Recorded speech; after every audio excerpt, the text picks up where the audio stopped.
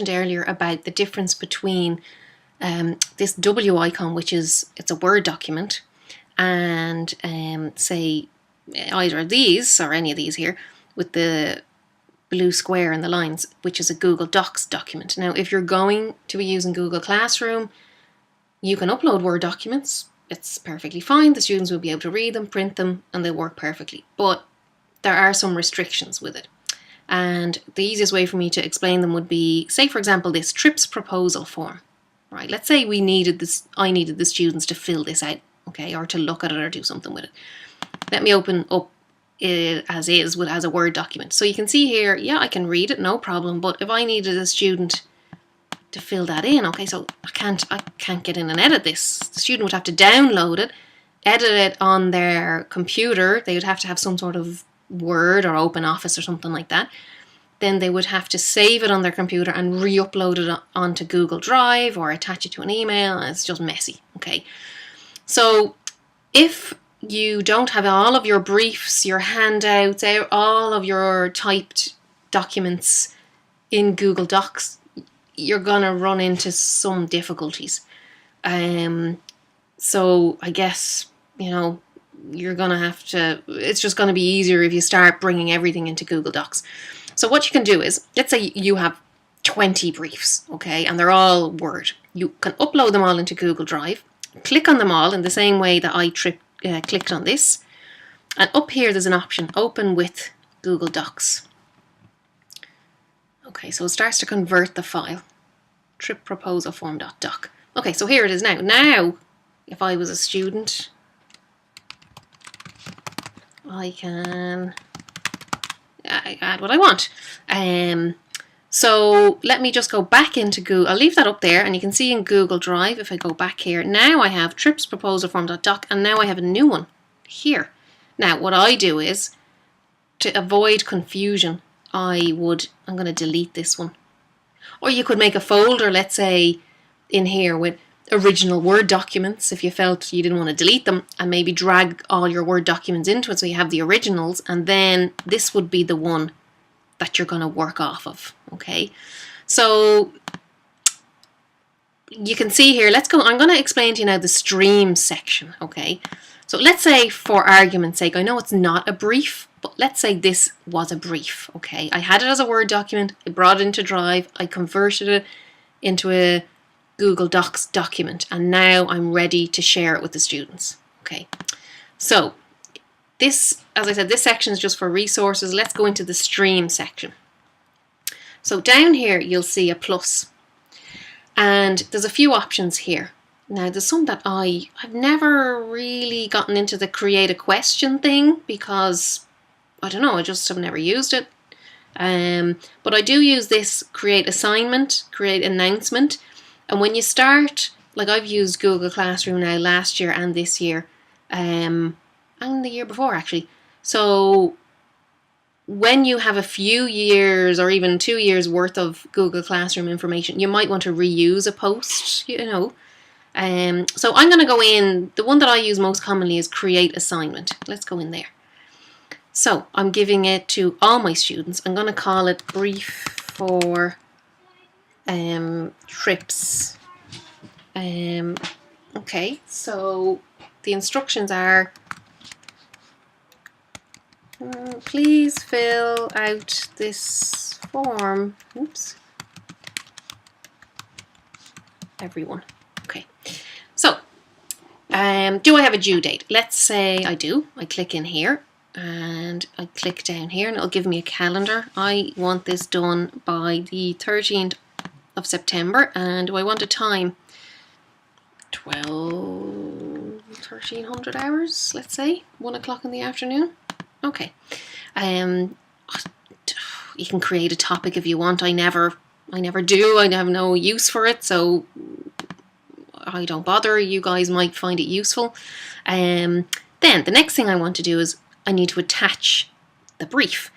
So at this stage now, we don't have it on our hard drive, so we don't need to bother with this. We have it in our Google Drive account. What's really, really handy is if you're working on a brief and then you finish it, and then you want to attach it into Classroom, this is really handy. Recent if you're thinking, oh, where it's in some folder buried within Google Drive. So this is the last thing I was working on. Whatever you do, do not attach this one. Attach this one, okay, with the blue square rather than the W. Add that. Now, so you have two options then here. Students can view the file. Now what will happen in that situation is if you have 20 students in your class, they can look at it, they can just look at it and read it, okay? Students can edit the file. Now you do want them to be able to edit the file because it's a form, okay? It's some sort of brief that has a form attached, okay? Now the problem with that is you will have one file and all of the students will be editing the same file. Now you might have a situation where you want that. Let's say a list that the students all have to add some information in next to their name or something like that. This one, say in this particular situation, because I want them to fill out this proposal form, each one, I'm going to make a copy for each student. Okay. Now, this is the handy part. As you can see, it's saved. That's the great thing. You're never going to lose anything if you start this system. So I can assign it straight away, and that will pop up instantly in the student's classroom. But let's say, you know, this is Monday morning. I don't want the students to do this until Friday, but I'm getting all of my bits and pieces put up in Google Classroom at the start of the week. I can click in here and I can go schedule. And I'm going to put this up on Friday. And 8 in the morning, 9 o'clock, let's say, in the morning. I want that to go. Let's say I have class at 9 with them and I want it there, bang on 9 o'clock.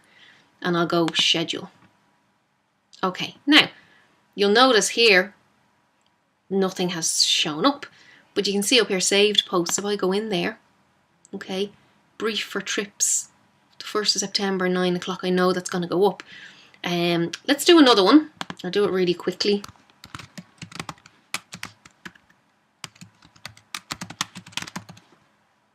Another form for you all. Please fill out. Let's put a date in. Let's say it's tomorrow at 11 o'clock at midnight. Okay, fine. Let's go into Google Drive. We'll use the same document, okay? Trip proposal. And I'm going to, no, I still want each student, make a copy for each student on this particular one. And let's go assign it straight away, just so you can see the difference. Okay, so when you assign it straight away, it pops up immediately. What's going to happen with this one is, now the students won't see this. This is only your view, because you've scheduled it. On the 1st of September at 9 o'clock, it will appear like this one, so they can see it straight away.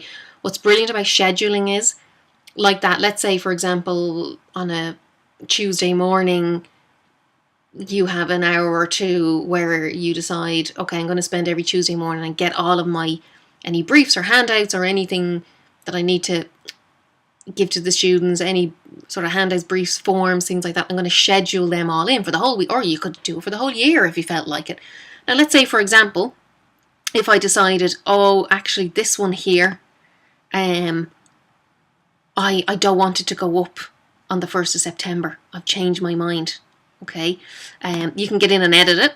So let's click into it, and up here, schedule for the 1st of September.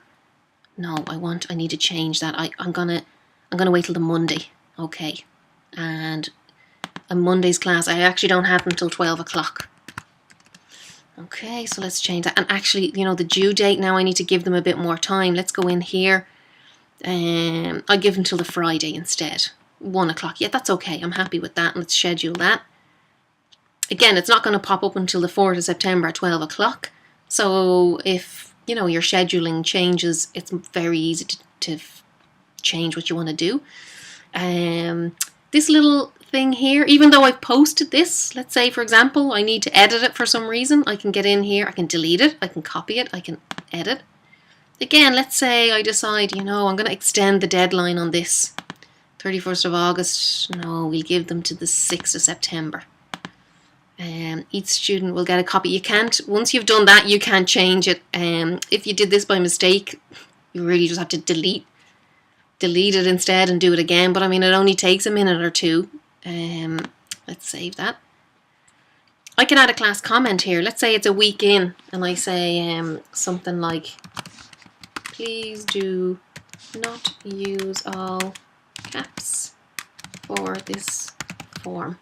You know, the students can comment back. They can say, oh, I filled mine out in all caps. Do I have to do it again? Yes, you do.